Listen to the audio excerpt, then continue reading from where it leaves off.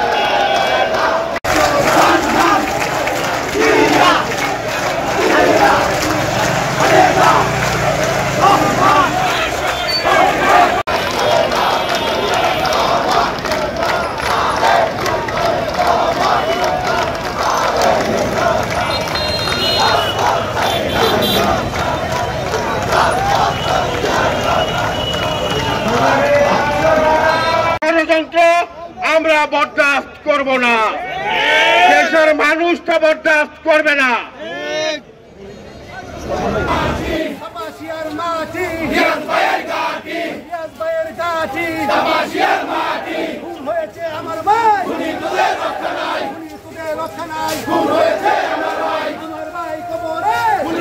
আসসালামু আলাইকুম ওয়া রাহমাতুল্লাহি ওয়া বারাকাতুহু।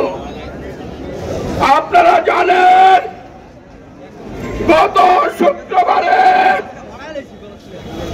সুপরিকল্পিতভাবে ওই ঢাকা মিরপুর স্কয়ারে নৃশংসভাবে আমাদের যুবদলের একজন সদস্য এবং বাঙালি ব্যবসায়ী তাকে সুপরিকল্পিতভাবে এই যুগের সবচেয়ে বর্বরচিত ভাবে পাথর নিক্ষেপ করে হত্যা করা হয়েছে। আমরা এই হত্যা সহকারে বাংলাদেশের যে কোনো হত্যার বিরোধিতা করি।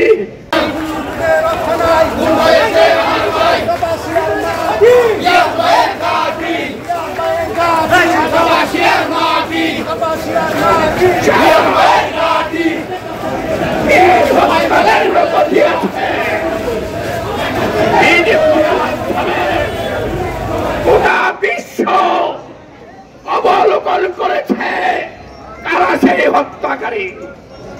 অত্যন্ত দুঃখের সাথে বলতে চাই ওই তাদেরকে বাদ দিয়ে অন্যত নিরীহ ওই সুপরিকল্পিত নিরীহ বিএনপির কর্মীদের বিরুদ্ধে মামলা দায়ের করা হয়েছে। আমরা তার তীব্র বিরোধিতা করছি।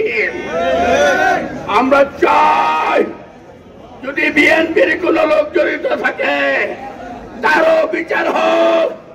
আমাদের নেতা ওই বিএনপি ভারপ্রাপ্ত চেয়ারম্যানের কড়া নির্দেশ, বিএনপির লোক হোক যারাই থাকুক না কেন তাদেরকে বিচার করতে হবে।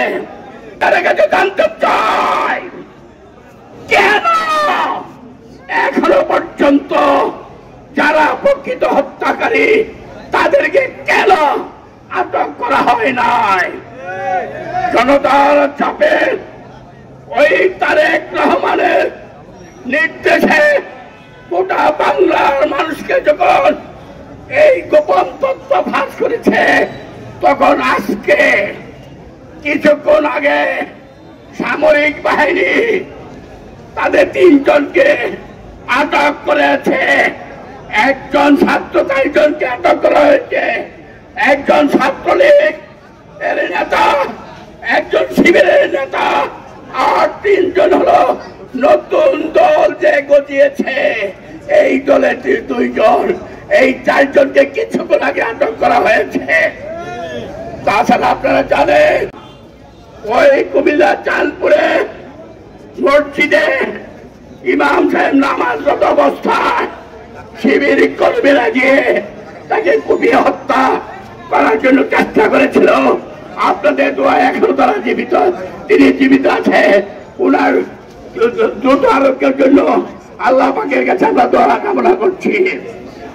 আর তাদেরকে হুঁশিয়ার করে দিতে চাই, এখন থেকে যদি আর একটা অন্যায় অপরাধ করা হয়, সে যত বড় নেতাই হোক, তাকে ধরে আমরা পুলিশে সুবর্ণ করবে। শাহরিয়াজুল হান্নানের নির্দেশ, আজকের নির্দেশ এবং এইটাই আজকের শেষ নির্দেশ। এই প্রতিবাদ করার জন্য আর জনতা যে আপনারা শরিক হয়েছেন, প্রাথমিক খেলায় নেমেছেন, আগামী দিনে ওই শাহরিয়াজুল হান্নানের নেতৃত্বে সেমিফাইনাল ফাইনাল খেলা হবে। পরিশেষে সকলকে আমি ধন্যবাদ জ্ঞাপন করে কাপাসিয়া উপজেলা বিএনপি অঙ্গ সংগঠন সবের পক্ষ থেকে, আমাদের নেতা শাহরিয়াজুল হান্নানের পক্ষ থেকে, আমাদের বন্ধুদের সহ সর্বস্তরের জনগণকে কৃতজ্ঞতা ধন্যবাদ জ্ঞাপন করে আজকে আমার বক্তব্য এখানে শেষ করে ভালো হবে।